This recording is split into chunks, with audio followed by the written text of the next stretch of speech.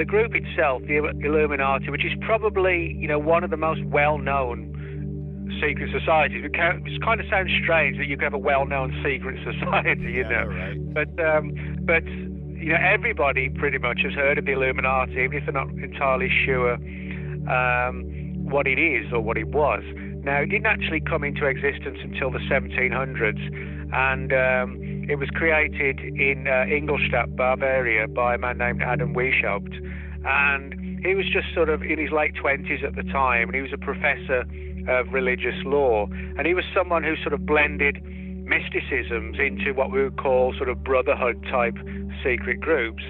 And it became sort of far more mysterious than your average sort of political type of group.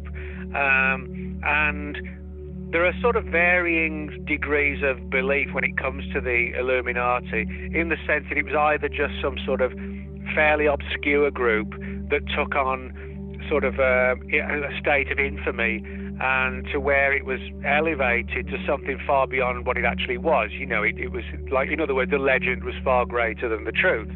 However, on the other hand, you have a lot of people who've studied the memberships of the Illuminati over the years, when it first began in particularly, and finding threads between the members and other powerful orders all around the world. And this has given rise to the theory that whether or not the Illuminati still exists in name, that the group still exists in terms of having a huge membership, and the members are sort of, high-powered figures in the world of government, even in like the intelligence communities, the military, the United Nations, and of course a great deal of secret orders, but also organizations that can have a great effect on, the world stage, like the United Nations and the Trilateral Commission and the Bilderbergers.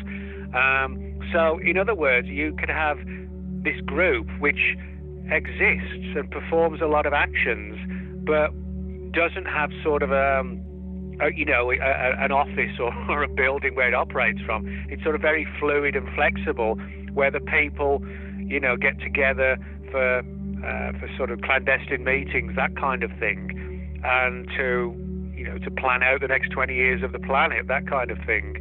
But they don't necessarily still use the term the Illuminati, but for want of a better term, they are. But today it's more like powerful figures who just come together when the time's right and the time's needed to do what they, from their perspective, they perceive as being, the path we need to go down on.